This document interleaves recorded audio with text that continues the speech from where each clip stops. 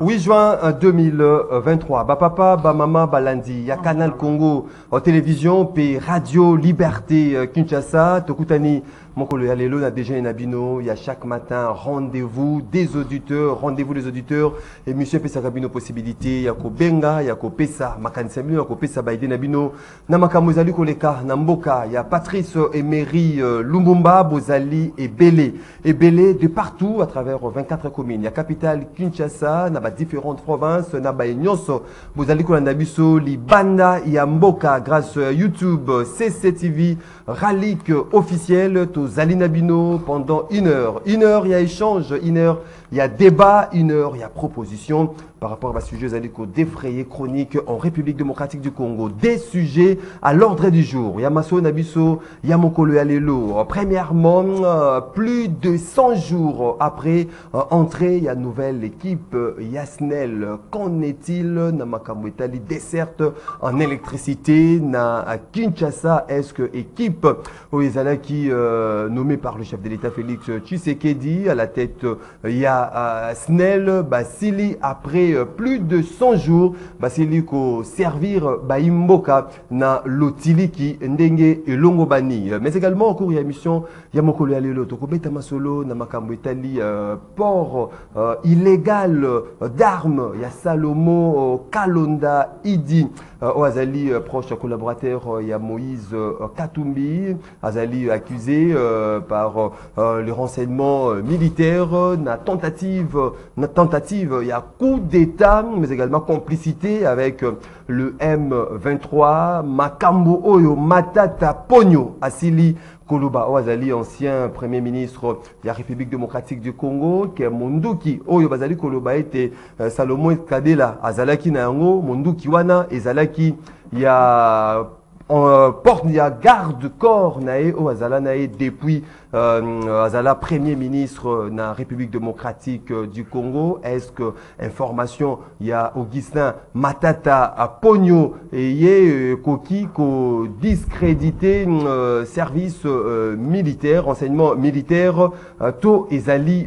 diversion. Toko solo lango na bino bobesa kwanda biso de partout à travers le monde na ba invité na biso na tongo ya lelo tozali Nandeko Teddy Kachama Azali Moko ya ba cadre ya UDPS Tshisekedi Ndeko Teddy Kachama mbote na yo mbote Ndeko Maxime mbote na balandi nyonso to ya CCTV Ralik na PCP ba ko débatteur na ngai mbote na PCP ba réalisateur Moron Njambe aza au fourre au moulin.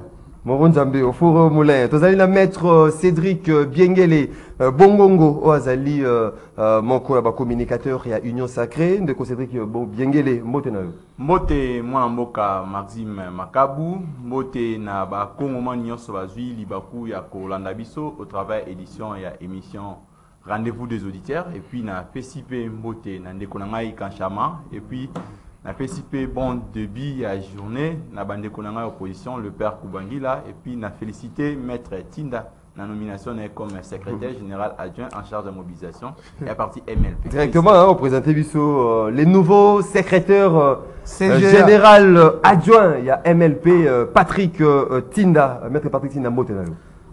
Mbote Ndeko Maxime Makabu mbote na bako débatteur na kokabola bongo na bango makanisi abandolo ba bien mbote na bana ya MLP mbote na Héros Vivant Franck Diongo merci pour na nomination mwana mboka Franck Diongo Héros Vivant atomboli bongo mwana suka maître Patrick Tinda Mongali bonga mwana okata ongolo okbusheshe oyo akomisi ngai secrétaire général adjoint ya parti MLP lingoma munene ebengami na komo ya MLP mouvement lumbiste progressiste bongo na tondi ebotondi ndeko mopandisango na pesi mbote na bana nyonso ya funa bana ya kalamu oyo bazolanda molobeli na bango. Merci beaucoup maître Patrick Tinda Ndeko les pères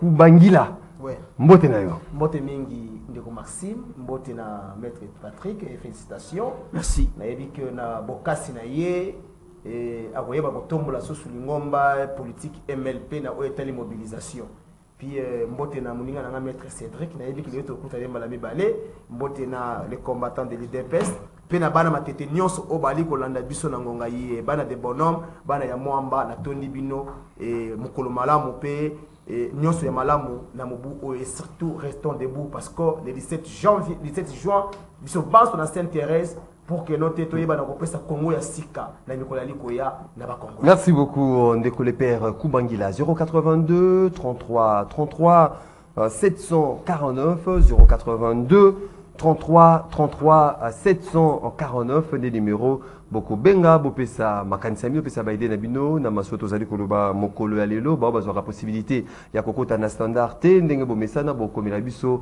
na WhatsApp ya rendez-vous des auditeurs pour occupation ya bino kotanga mape ko sala débattu tout au long de cette émission comme tradition exijaka 30 secondes aujourd'hui parce que Tobandi indépendamment à propre volonté à biso na un tout petit retard na émission mokolo ya lelo besoin 30 secondes pour na sujet isolé Tobandi ndeko Teddy Kachama.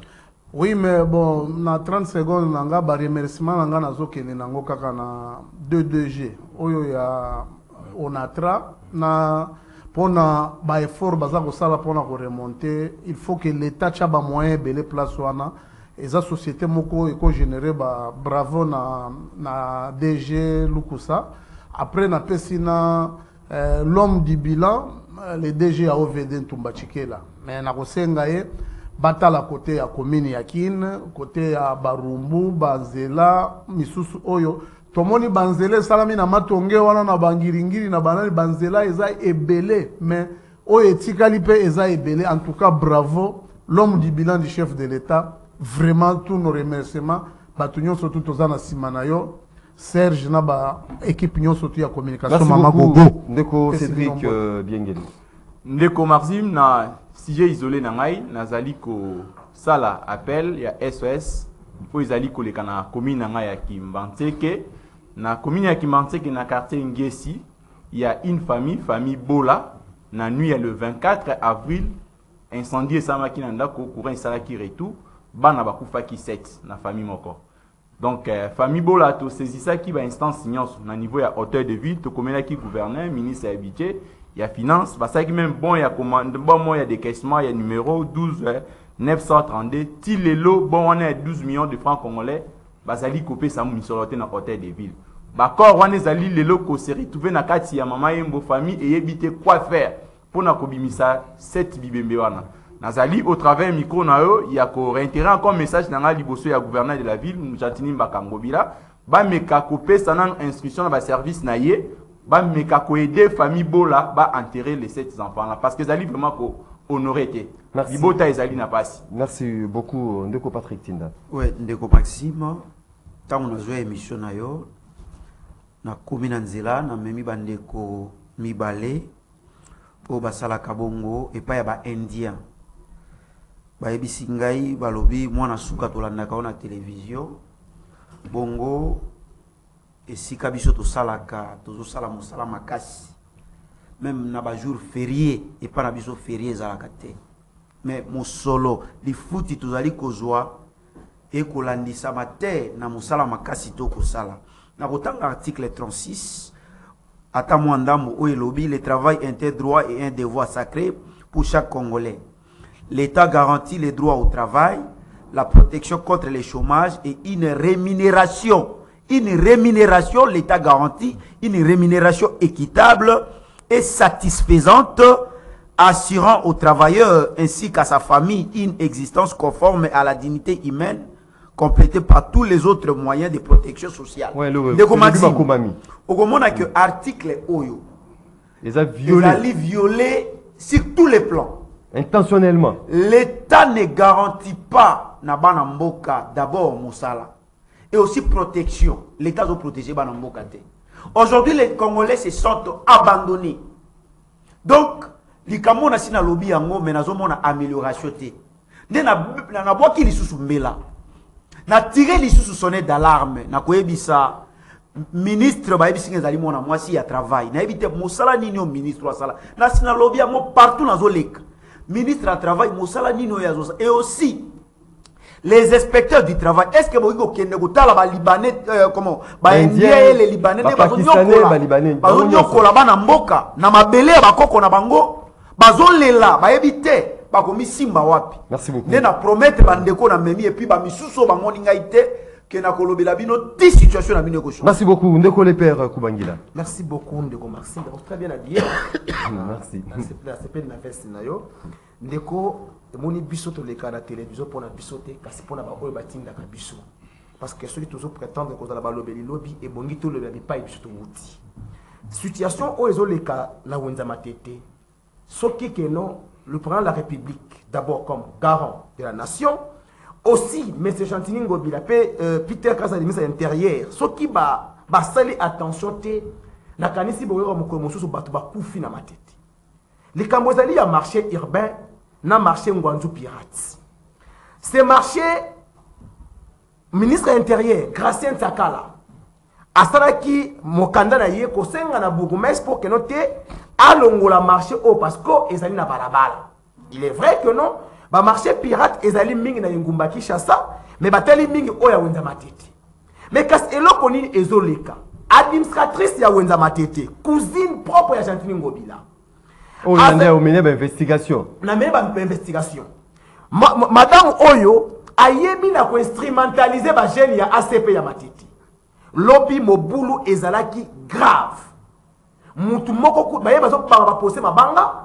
Tant que batir à sommation et du coup compatriote moko nazaki na omeko na hôpital général ya référence à matete tina 21h ko yeba na ko assister ndeko wana pourquoi ndeko administratrice alingite wenze wana elongwa parce que cette dame alokomi mukana alobi ete wuta bakanga wenze wana ali ko perdre 700 000 francs congolais les jours ce qui n'a beti calcul 700 000 fois 30 jours et ont pesa biso 1 million de francs congolais soit 10 ans Oya Sali et puis 21 milliards de francs congolais Oyo cette dame a yebi na ko gagner d'une manière illicite na wenza non fait des fonctionnements non na solola nandeko Oya Sali président et Kofi la ville à Kinshasa il m'a dit ata 1 centime ya mbongo matete kota na Kofi la ville à Kinshasa ti merci beaucoup na tuni siko marché et maintenant suka wana marché urbain azana 4500 tables na 4500 tables de tickets c'est 1500. Ceux qui ont bêti 4500 fois 1500, ils ont fait ça 6 75 000 francs congolais. Oyo, ezali les jours. Le mois, ezali 20 millions 250 000 francs congolais. Multiplié par 10. Oui, il y a la poche à Moutoumoko. La poche à Moutoumoko. C'est l'investigation. À Sombi, vient à Gombe. À Sombi parcelle na 8e mairie. C'est une information gratuite de je te dis que non, nazali ba investigation. Mais nali ko senga na ndeko Chantini Ngobila. Na yebi que moi na mos ozo santete parce que zali ndeko na yo. Mais soki olongoli madame Dorcas to de luka na wenza matete. Tant mususu boyo dans les tout prochains jours et moto et pelikuna et cause la trop tard. Merci beaucoup. Merci beaucoup. Raphaël Kibuka. Ozali Eli Yabo Amba. Bon, Raphaël Kibuka. Azape mona matete. Ndenge toyo kaka. Alors, Bakota Likambo, on a des malungeni, sortité. Bakota Likambo. Papa, comment que non, il Baza saisi. Baza déjà, Bazali saisi. Merci beaucoup, Ndeko le père. Merci beaucoup, Ndeko le père Kubangila, élu à Moamba. Bazali saisi par rapport à l'information, ce qui est allé vraiment avéré aussi livré. To kei directement na maso nabiso ya mokolo ya lelo ndeko Patrick Tinda au Fongoli nzela masolo ya mokolo ya lelo plus de 100 jours depuis entrée ya nouvelle équipe na kati ya SNEL to moni ndeko les députés nationaux comment encore les députés Stingi Pouloulou azali ko faire partie to moni Dede Kodoro oyo basile ko loba libanda ba koti na kati. Est-ce que plus de 100 jours depuis une nouvelle équipe Yasnel et Koti il y a une nette amélioration, il y a des certes en électricité na Kinshasa? Ndeko Patrick Tinda. Merci. Ndeko Maxime. Le Kotali c'est que l'État ou bail politique bazali ba mauvais gestionnaire. Moi je crois que makambo ya SNEL oyo déjà pas na ngai na matongé tout ça plus de 2 semaines sans courant. Tokei tomoni bango ba autorité ba to ba gérera ba seso ba service ba bilo mo ndingwana. Jusqu'à aujourd'hui aucune solution. Au komona que zalika ki pa na biso na matongete. Likambo ya courant oyo c'est presque partout. Donc là généralisé. D'ailleurs si mission na lati oyo nyonso za ko chiffoner na fandeli yango ya mbwete na lata. Ozomona que ndeko Maxime likambo oyo ya SNEL ezobetisa bana mboka mitu. Mais moi je me pose la question. Ce qui l'état ozomona que il n'est pas en mesure ya ko servir bana mboka na maimatali lotiliki. Mais ou soit ce cas ko ko gérer société en moté mais à privatiser yango. Après c'est yango na ba privé peut-être. Est-ce que nouvelle équipe va porter un tonus, va porter un nouveau vent na makamuta na SNEL? Par rapport à la nouvelle équipe, moi je crois que jusque là tout le monde n'a vu sur le côté. Il n'y a pas de changement. De côté ni poulou la salle peut le remonter. Toujours tourner à rond. Changement égalité, il y a une solution ngana moni si mais ko maniola, si mais ko réfléchir, moi je pense que SNEL les autres pas privatiser. Qu'on donne ça au privé, peut-être que va privé puisque nous payons la facture chaque mois. Toujours fout à molili. Courant toujours zoate mais toujours fouta. Donc changement est porté l'autre côté. Et apporter l'autre côté.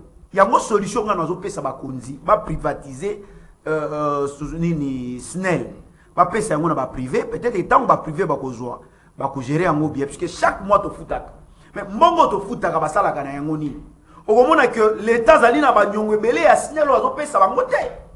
Nezo sala que administrateur comment va somba ba câble ndenge zo wana ba il y a des câbles ou meli ezo senga ba câble ziki bokei na ba service câble bozika bokende bo solution ba câble pour nous remplacer. Moi je vous dis nous avons fait et pas na biso déjà 2 semaines ngo to pesi rapport to kei ba délégation kei ngai moko na kei mais jusque là solution zo zo maté. Et ce n'est pas seulement chez nous, c'est presque partout. Makam oyo ya lotili qui yope outi ko zo moi likama na tongo ebisingai à cause ya molili. Donc courez alité nouvelle équipe oyo ba yena bango na ebité misusu balobaki ebele ya mbwete bakoma wana bakomi wana meloko moko bazo sa les alité. Moi je crois que cette société doit être privatisée, ba pesa ngona ba privé et je crois que ba privé ba ko gérer en mieux que ba oyo ba politique oyo. Et aussi bitumba oto bundaki. Tant que vous avez une opposition, tant que vous avez un pouvoir, il faut dépolitiser la société à l'État. Mais moi, je suis Kondo, Etienne Tshisekedi, oh, il y a qui makambo oyo, to bandaki ko loba na opposition, a combien comment que dépolitiser la société à l'État, l'entreprise à l'État va dépolitiser à côté. On nomme des politiciens, on nomme des gens. Oh, il va y avoir l'autre, mon côté, il va lobby de l'actuel déjà, soit disant agronome. Des gens qui ne maîtrisent absolument rien. Et comme il y a Nabisika, oh, il va sa solution, tout le monde a solution mon côté. Moi, je crois que la solution, c'est comment privatiser la société, on a il va privatiser, il va dépolitiser. Merci beaucoup. On va passer à la test pour passer la mission des hommes qu'il faut. On a la place qu'il faut. Merci beaucoup. Les apprentis, merci beaucoup Ndeko. Donc il y a un que toujours merci beaucoup Ndeko Patrick Tinga. Ndeko Teddy Kachama a plus de 100 jours entré à nouvelle équipe. Ndeko Tingi Pouloulou, Dédé Kodoro, Ndeko Tingi Pouloulou la promettait qu'il biso à Roya un rendez-vous des auditeurs justement il y a éclairer opinion par rapport à cette situation. Est-ce que va apporter un nouveau vent dans secteur Makamo Italie na société ya SNEL na desserte en électricité dans l'Otili qui na capitale Kinshasa? Pas du tout. Kutu na moni et s'aggraver na ndenge moko ya blague. Et baby lisusu. Na yebisio na quartier nanga côté na vanda na ngiringiri quelque part wana totalani na bandal. Mais bandal ozomona courant ezali.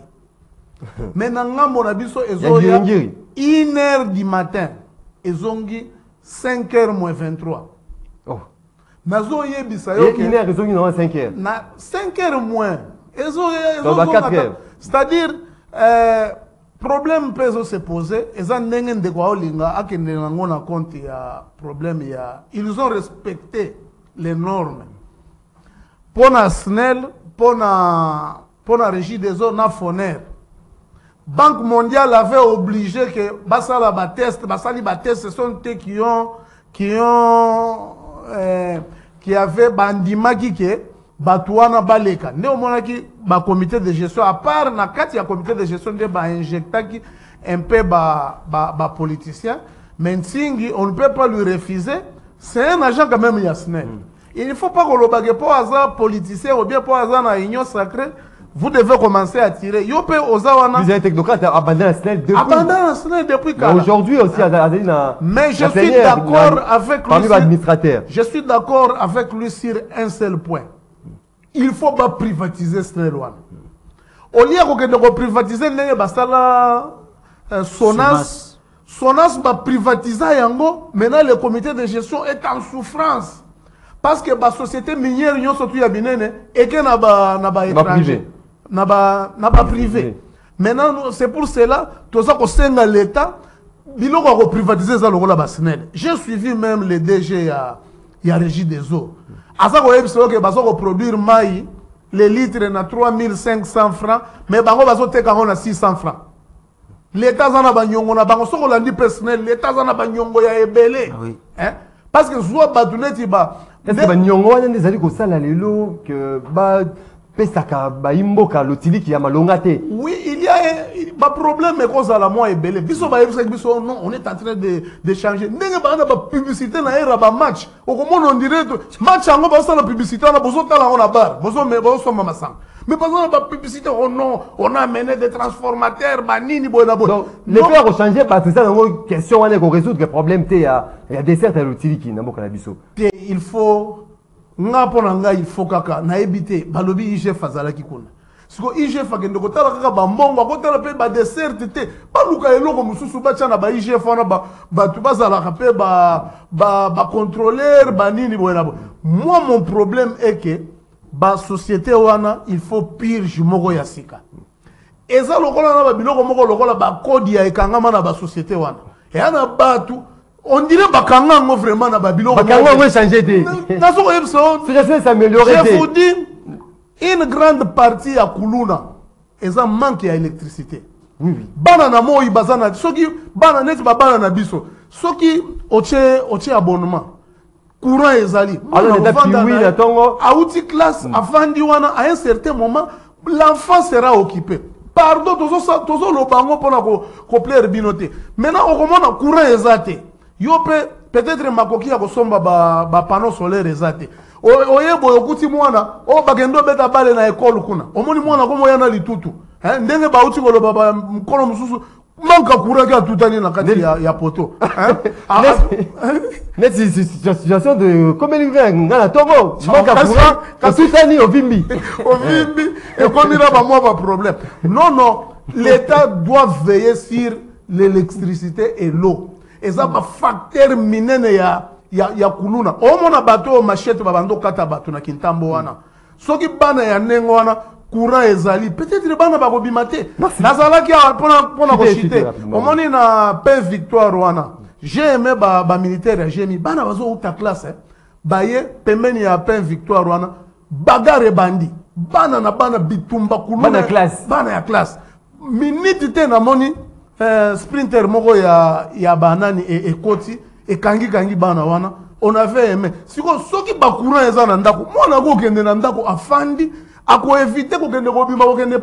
Merci beaucoup Ndeko Teddy Kachama, Ndeko le père Kubangila. Ceux qui n'ont pas imboka, nous n'avons pas Ndeko, nous avons un plateau que changement, il y a Batona, Snell, ils allaient apporter un nouveau vanté, ils allaient apporter solution pour l'amélioration, il y a des certes en électricité. Et là on dit il faut imboka, basala. Tout gouvernement il faut ça là, tout bateau na gestion il y a Snell basala pour être pesa imboka lotiliki oye ko épargner biso na danger mususu de retour soulever makamo recrudescence même il y a kuluna na molili kuluna bazali ko opérer action na bango na malamu mais ceux qui mwinda ezali ko empêcher bango basala lisusu makamo etali kuluna wana. Merci beaucoup Ndeko Maxime.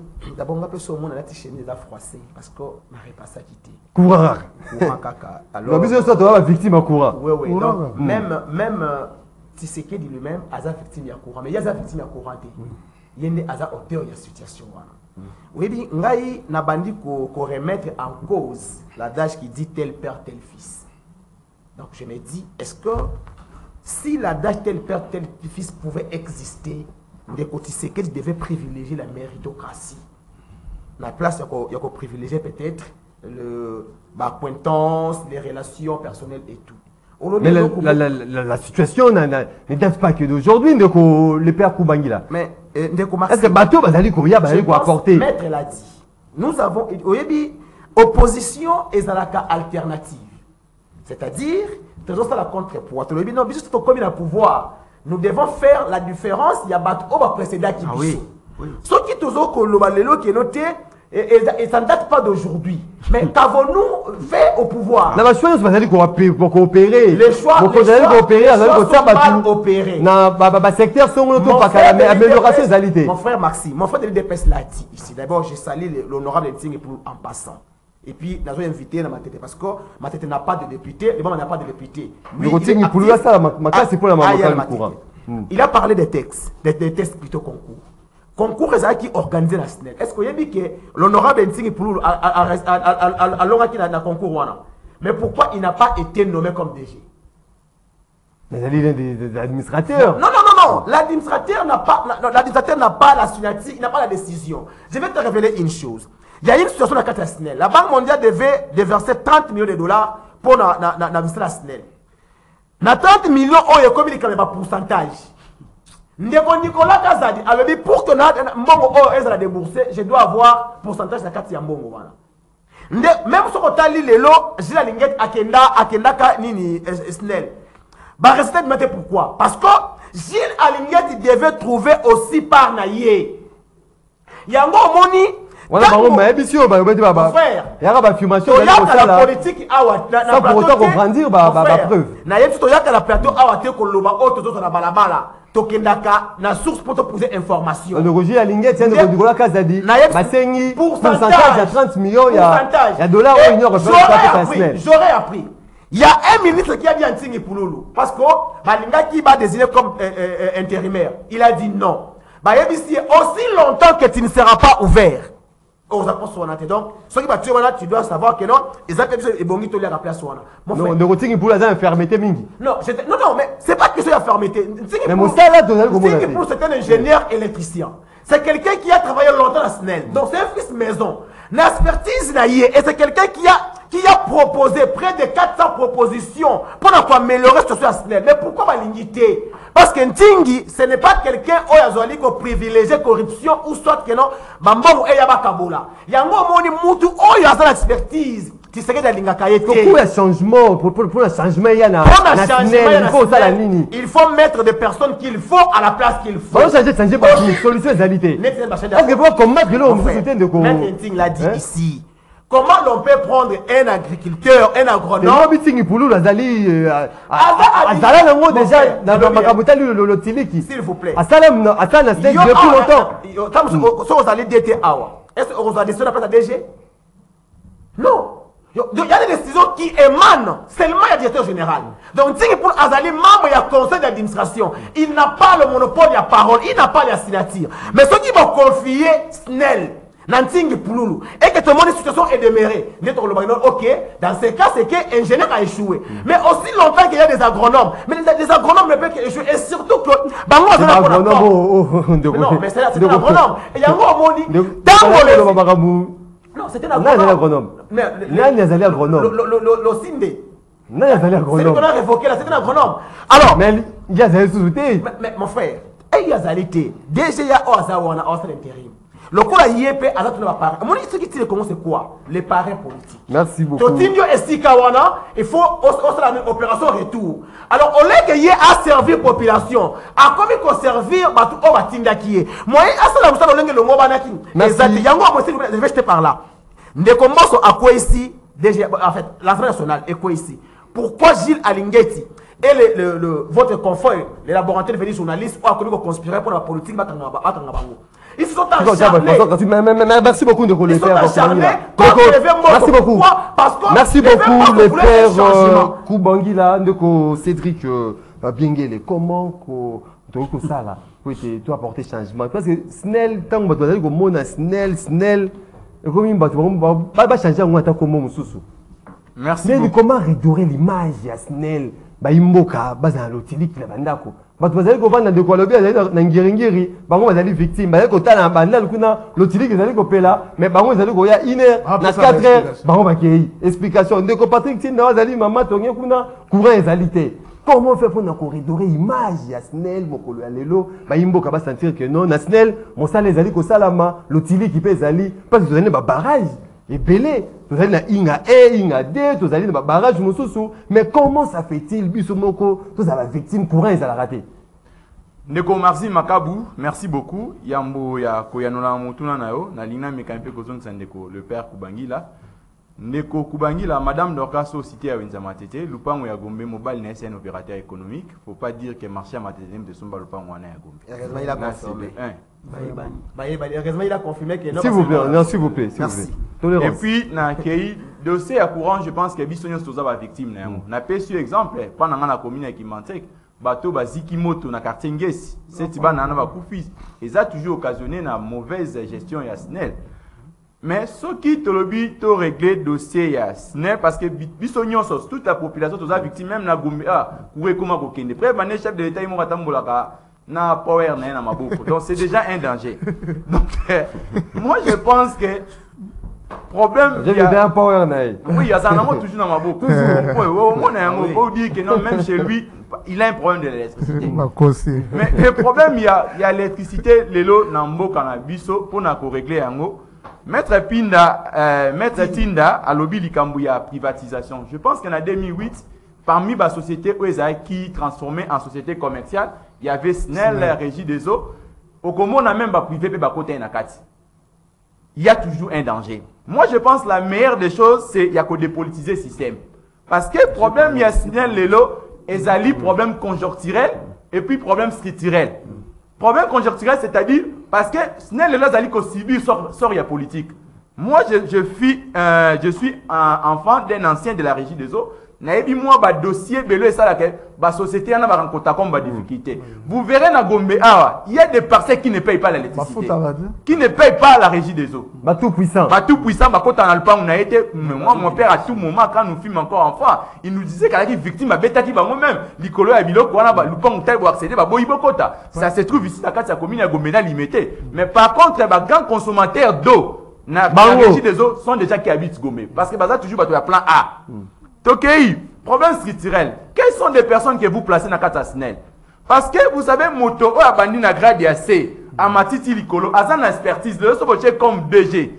Ayebi elo koni na eko apporter. Moi, à tout moment, quand j'ai changé avec mon père, comme un retraité de la régie des eaux, des pistes et des solutions, on appelle ça. Vous sentez qu'il a la matière. Ouais. Mais vous verrez, quand vous mettez des gens que vous mettez aujourd'hui, à des fois, des donc, clientélisme, effectivement, ce qui fait que toko bandaka ko changer ba DGA toko zoka toujours solution té étant donné que tozali kopé sa réponse na vrai problème té tokei par exemple ce qui se passe actuellement na kata ordonnance ou d'économie récemment ndeko bon moi j'ai sali quand par exemple na mona ki mona mboka tingi pululu ya ekran et pourquoi je me dis moi je connais na yeba kinting pululu au travers un programme de relancement ya SNEL. À ma grande surprise, tout le monde ordonnance, puis on casse la coquille aux ADG, mais tout le monde y est, comme membre, il y a comité de gestion. Pourquoi pas de mettre,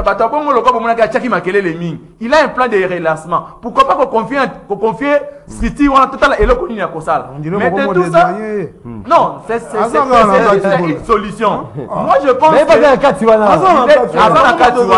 l'actuelle gestion, les 100 jours après, s'il faudra te compter en mots, moi, je pense que bah pesi réponse t'es un vrai problème parce que nomination nyo so ya sika et a pas changer to ki ba longoli ba animateur ya kalabachi ba animateur ya sika on suppose que ba wana ba saki mabe bino boye ko améliorer mais au Congo ba te belé ba sali économie ba sali ko améliorer ba condition de vie ba congolais le problème ya électricité peut-être biso tozo mona yango ta muke kopela il y a des communes au moana parce que vous savez parmi les facteurs où créer que développement il y a l'électricité par exemple en termes d'éducation moi na outi classe ka ba benga ba sali 1 mois courant ezalité moi na outi classe un mois azongi na katanda tant que l'on a phase scolaire a commis na kati andako il faut zonga ta la TV pour que freiner après midi ma abimate ce qui mon a coûté courante qu'est-ce que ça à cause na balabala raison pour laquelle nous avons même les éducations ratées c'est suite si à bilo point étant donné qu'on n'arrive pas à régler le problème l'institut en boka même si les plans éducation to kolonga yangote et ça un problème majeur aux populations à bénéficier d'un mot correct. Merci beaucoup Ndeko Cédric Biengue le toqué na deuxième volet ya maso na biso ya mokolo ya lelo après to rokenendela ya singaba imboko bazali ko na biso de partout à travers le monde binope bozala kana droit ya ko participer na rendez-vous des auditeurs.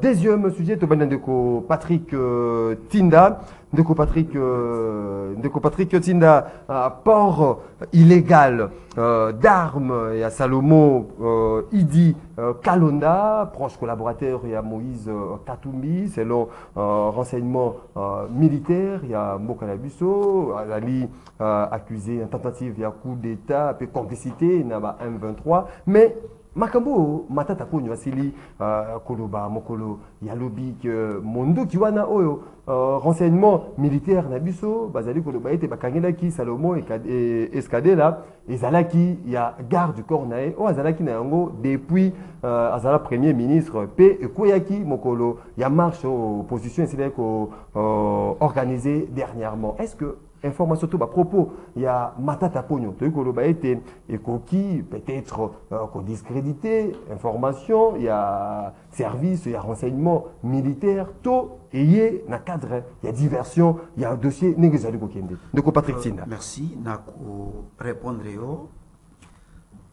nalandi mutuna na yo avec une attention très soutenue mais ya mona ya nolayo tikana rencontrer. Vous avez 4 minutes, oui, d'abord, Kubangila, c'est que vous devez savoir, si vous gérez Mboka Oyo, na Kabila, vous allez Kabiliste Mounene, vous gérez Mboka Oyo, tout le monde a suffisance Nabino. Naïzo Kabusanga, moi, courage au Bozozoa, Koleka Karabetandoke, Boleka, Boleka, Boutiko Bomamboka, Kalamingite na Kabila. Et Kabila n'a fait un mandat, n'a pas été lobby. Atali zinga zinga na moni même pas 15 personnes à malam. Et Kubangila, vous passez dans des télés, vous pensez que vous avez leçon, alors que vous avez géré pendant votre période, vous avez dépolitisé Snelté. Et Nayoki de Kouloutou Langazo, c'est que Amonio Nigena Kolimbisa. Je crois que Nazonye est mon bandi na Bible. Tozala qui n'a pas na opposition. Toyeba qui malade. Puisque Yambo était soigné malade, il faut d'abord au Kukola, au découvrir malade. Et Bisson Abino, on dit, ouais. Quand vous avez une opposition, vous comprenez qui est malade, vous avez rangé, vous snell. Mais les lois au pouvoir, qu'est-ce que vous avez fait? Tolobaka, quand on a lobby à dépolitisation, déco, aux autres condamnés, à privatisation, je n'ai pas seulement parlé quand je réfléchissais à haute voix, je n'ai pas seulement parlé de la privatisation, j'ai dans le lobby, dépolitiser, dans le lobby, dans le lobby, na évité binoso qui vous a gueule parti na mino chobo tama lobby na bandai ko lobby la mingi kulutu na ngai poto uti na bango na opposition to ebaki ba miango pa comment ba cause oye bandai ko sala que bana mboka babika na molili et Félix Tshisekedi na kapane na ye ayebisaki ba mboka ki akosilisa molili et quand il disait ça ça veut dire ayebaki solution oya ko apporter. Et là qui mingi ko dépolitiser mais au comment on a l'élo va dépolitiser Ozogi rapidement na montre na 1 minute yangonde maman na likambo kulutu boyoki simboka on tient 1 minute ndeko bino au pouvoir l'élo ba congolais et loko domaine nyoso bo échouer nyoso bo promettre ba l'élo et sécurité donc nenge boza na boza bato bozo le kaka na moi betando ke na moi ba courage kaka bozali bato mo bo le même pas na télévision 40 secondes de échouer bozali ba bon élève ya monsieur Kabila donc bino bozali bato congolais ko remercier bino et puis to bossa la bino libela po bozali une erreur de parcours une parenthèse malheureuse de l'histoire de ce pays on va vous oublier Kalamingité 30 secondes nazongi na motuna na yo 30 secondes ndeko Maxime Makabu kolanda motuna na yo moi je dirais ceci oyo tozomona ezali kaka ndenge tomonaki na tozomona na Sénégal makambo ya Sénégal yango donc omoni que bato bayebi ke basaleli peuple le côté bazoluka sikoyo ndenge ni bakosilisa ba opposant donc Tozo mono c'est ezali copie collée, copie conforme na makambo tozo mona na Sénégal. On a commis adversaire direct. Non, na lobby ezali adversaire direct. Le problème c'est quoi? Tango de bakangi kalo nani escadela. Et que Matata Ponyo abimi alobi polele que munduki munduki wana ezali munduki ya garde corps na ekoyaki. Et si ba déposa qui déjà ba qui déjà ko informé. Mais comment jusqu'aujourd'hui il est toujours gardé? À moins que ezala ba makambo mususu. Oh bazolo ba infraction ezangatina. Moi je crois que Ndeko Mopandi Sango jusqu'à preuve du contraire Ndeko Rabiso Salomo il est présumé innocent. Merci beaucoup. Quel que soit oyo nani comment dirais-je responsable il y a des miens par lobby. Jusque-là, il est toujours présumé innocent par rapport. Merci beaucoup. Il y a déclaration à Matata, je crois qu'on doit analyser. Merci beaucoup. Merci beaucoup, Ndeko. Merci beaucoup. On doit analyser ma déclaration de Matata Ponya Lobby. S'il vous plaît. Merci beaucoup. Merci beaucoup. Si réellement, merci. Ndeko Patrick Tinda. Okomi secrétaire général. Donc, il faut les battre. Merci beaucoup. Ndeko Teddy Kachama, est-ce que Eyoko Makamo Matata Ponya Lobby ko discréditer renseignement militaire to et à propos moi moi diversion dans dossier n'engez allé kokende. Non, Ndekonanga Maxime, il faut naïb sabande konanga ya soi-disant opposition que quand on parle des faits de société état la catégorie aux amutu ya union opposition majorité. Ndeko Tinda, je vais te répondre en petit mot. Tango Félix a un pouvoir, Tokuti dessert en électricité, ça qui à 9%. Et combien? Actuellement, c'est à 22%. Ça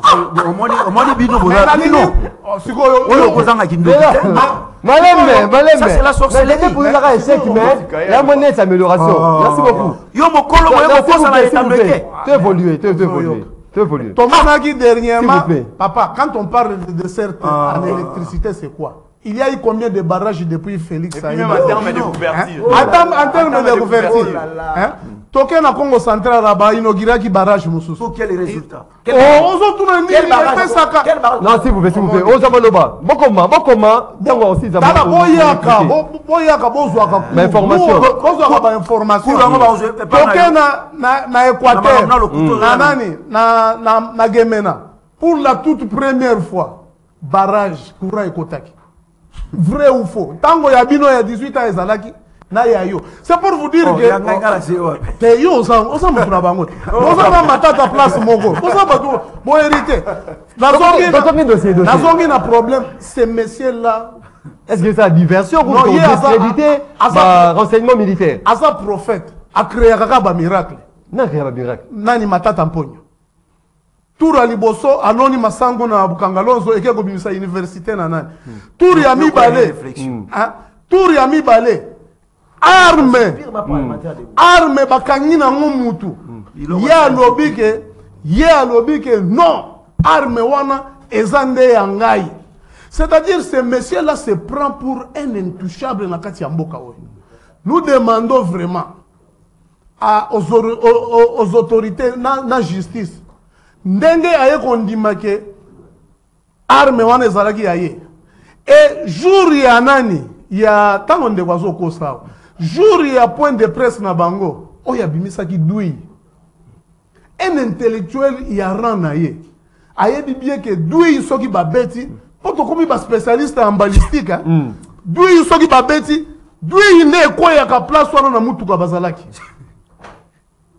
Oui, d'où tout le monde soit tout ça l'armée. Oui, est-il tout ça l'armée, tout ça spécialiste en balistique. D'où est quoi place au Beteli Munduki. Ah bon? Ouais, va demander. Mais quoi est-ce qu'on voit? Yaye, et quoi est-ce Yaye quoi là? Hollande qui point de presse na épée. Tel jour wana.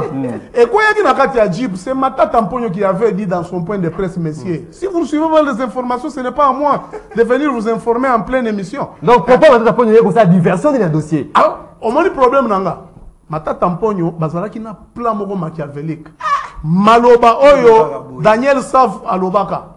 Que nani Bibembe Kolala. C'est-à-dire qu'ils avaient des gens bien armés.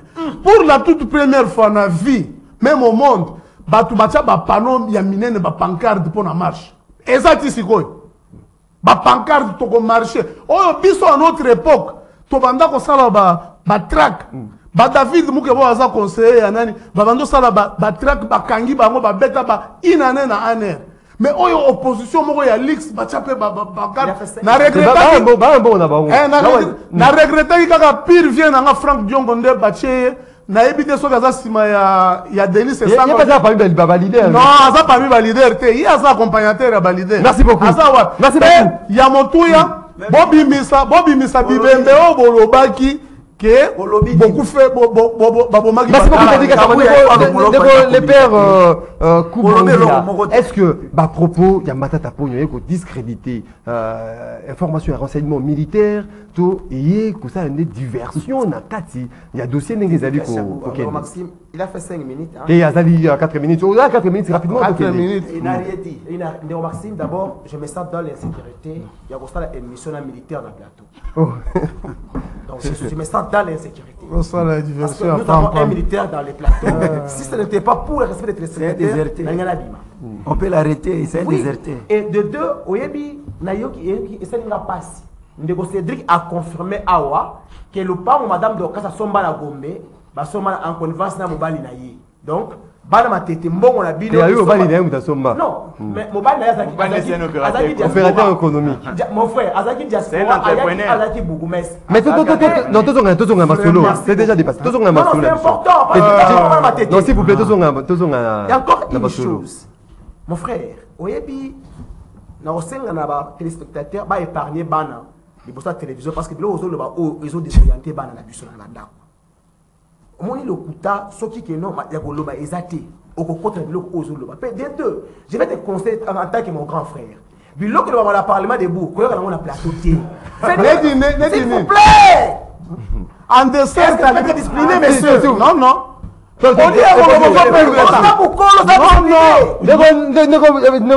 merci beaucoup les pères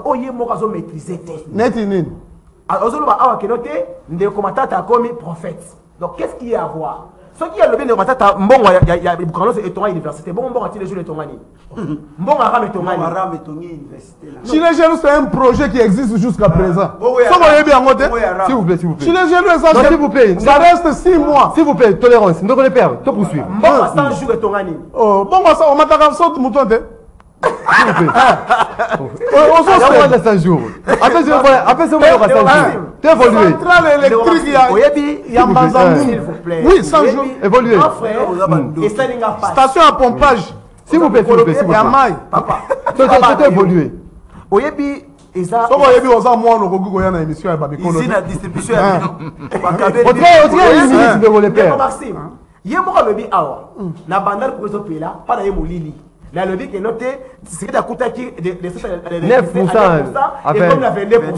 22% moi wapi. Na pesi na Équateur, na Congo central. J'avais dit même papa lobaki pour la toute première fois. Là c'est important. Donc Maxime, au monde théâtre oyo, tout le monde est sous Kabila. Non, je ne suis pas kabiliste. Je ne suis pas kabiliste. Tant je suis de leader.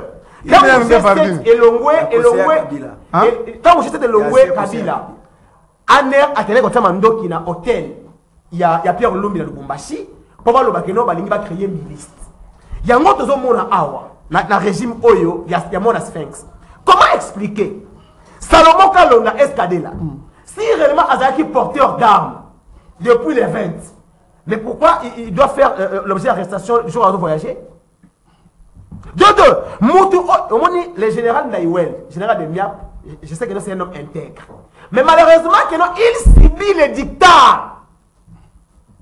Il y a pas tout Oyo, il y a juste une opposition. Et moi, je fais un montage pour que nous ne discréditer. Il y a un même, Prince Penge, Maman Chantal, que je salue en passant, qui est victime, il y a cabal. Prince Penge a bêti journaliste, Likofi. Bah image les journalistes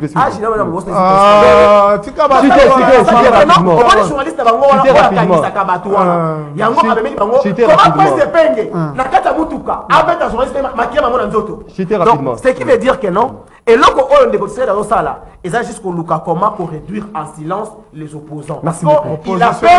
qu'il a peur des élections, il a peur des actions, il y a opposants. Merci beaucoup, Ndeko. Salomon Escadé là, c'était un innocent. Matata Pono à lobby.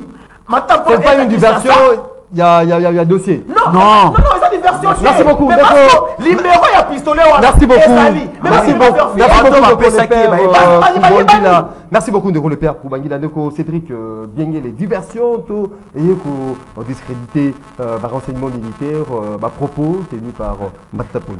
Yamboya pour répondre à la ligne à Borna Isakan de quoi parler en termes de couverture il y a des améliorations dans ce secteur. Les chefs de l'État, tout le monde qui il y a des améliorations. Quand on parle des améliorations, on n'a pas atteint les seuils. Vraiment. Mais il y a quand même des avancées comparativement au régime Oyo Soutenaki. Régime qui s'est nommé pas Mukishasa Mobimba. Régime Oyo ça la télévision. Parce qu'il faut dire que ton président parti national a détourné un je crois que le chef de l'État a posé Pierre pour la construction. Il y a barrière il y a 220 KV na Kintuka.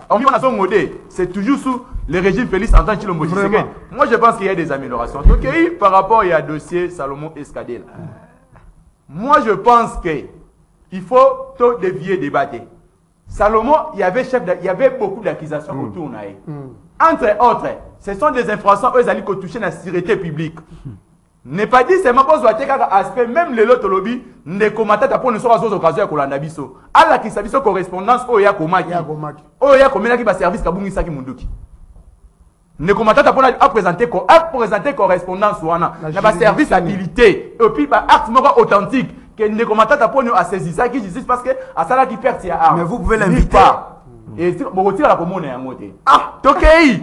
Ce qui autant une ordonnance loi numéro 85/035 17 septembre 1900 aux ali organisé à rapport il y a armes, na ba munitions na mboka na biso. Na article 5 nango, il est interdit à tout citoyen autant mon armes de guerre, autant mon nango. Mais tout le monde y a pas de Salomon Escadé là. Nakati ya marche. Et là, garde-corps, Tokei. Pas service à Jéricho. Et Jéricho. On a conçu. C'est pas à toi de déterminer. C'est pas à toi de déterminer. Il y a des gens spécialistes en matière. C'est pas à eux qui sont agronome. Mais comment tu l'as confirmé? Selon les rapports. Nous avons les rapports. Donc pour dire que c'est que Ndeko Salomon a Salaki. Au stade actuel, Saliko, Azan va droit à Tokoki ko étaler à Awate. Laissez les services pour continuer à Moussa Nabango. Ce qui va Ndekomoni est que Ndeko Salomon, il est innocent. La justice, l'affaire est pendant devant la justice. Pas que Ndeko pouvait autrement. Parce que selon les allégations, Bissonio Somoni devant Ndeko Salomon Askader. Service, il y a des miables. Ils ont possédé même le téléphone. Le message trouvé là-bas, il y a un sali qui va relayer information. Un message d'information. Va relayer information. Parce que a des miables, pour la vocation, il y a conservé. Qu'on vérifie mais l'institution est secrète. L'institution est secrète. Comment vous... Un avocat de merci beaucoup. Comme moment, s'il vous plaît, les pères. S'il vous plaît. Comme moment, il y a téléspectateurs, auditeurs de partout à travers le monde. Autant message. Après, rapidement, là, il y a Singa. Autant un message à Bayemboka, bonjour, Lobby na Yolo Sud, comme commis de Kalamou, avenue Wanga, bavure policière, $100, plus de téléphone, Ndekolou Badika. Message un peu compliqué à lire, Ndeko Hervé. Maxime BG Nalingi, Koloba Boye, Biso Oyo Tozali na étranger. Ezali Kosala Biso Soni, général Kassongo Azali incompétent. Ndengenini Azali Koloba Bakuluna Biso Bavandi na Kin. Tomoni Ndenge général Esali Nae Ezali Bienté Kassongo Azwa formation. Formation, ça pose problème. Bonjour Maxime, je suis à Brazzaville. Il n'y a plus d'invités à Kinshasa.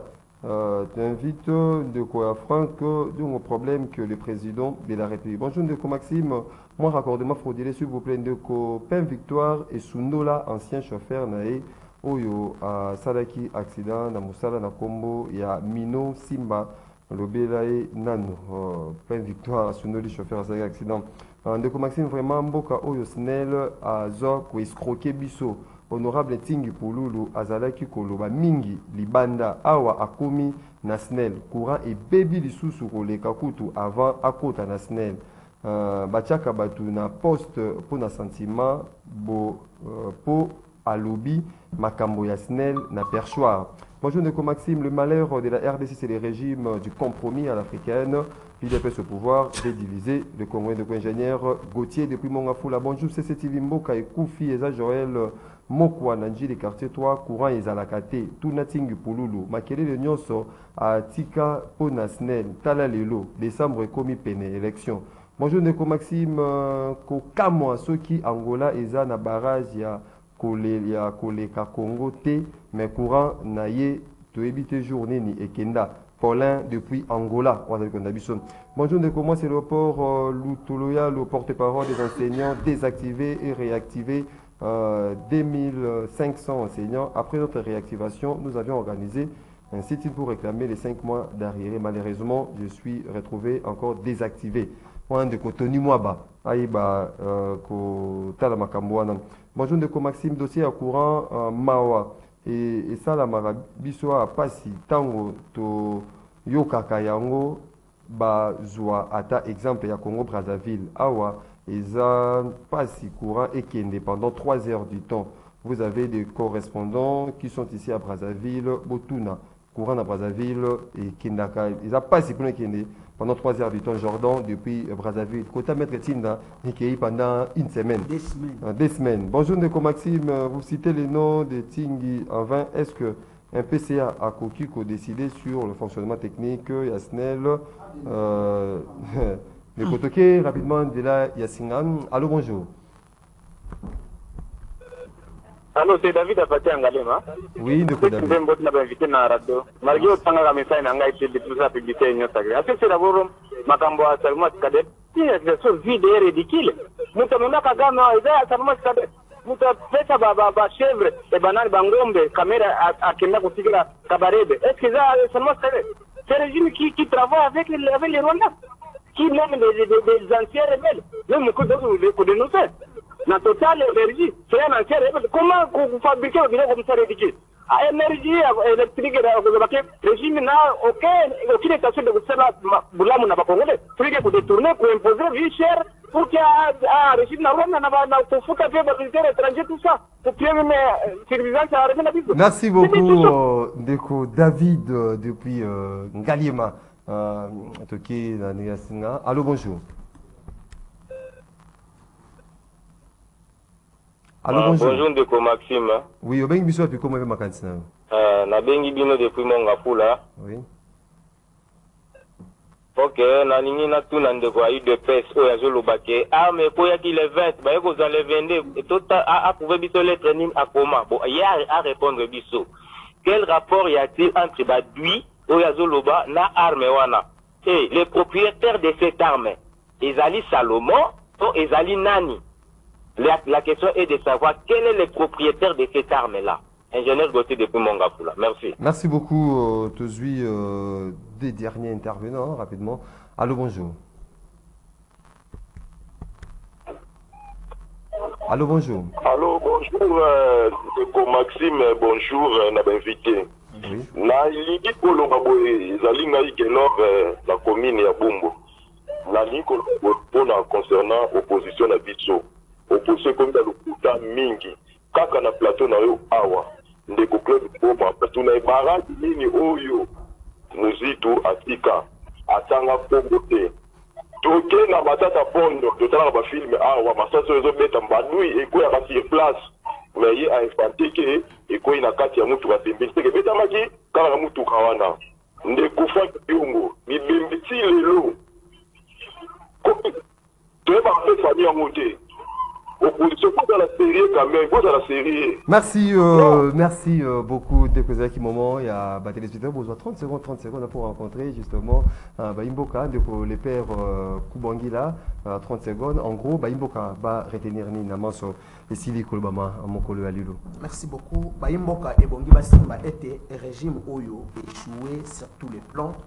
Alors, tous les gens qui ont debout, surtout le 17 juin, na terre ya Sainte-Thérèse, to bengi bana ya Tchangu, bana Lukunga, bana ya Mwamba, bana Kisasa Mobimba. Parce que ceux qui ont dit régime Oyo au-delà de 2023, Congo na biso et Kobunga. Oyo qui ne bien que non, c'est les régimes qui travaillent de mèche avec le Rwanda.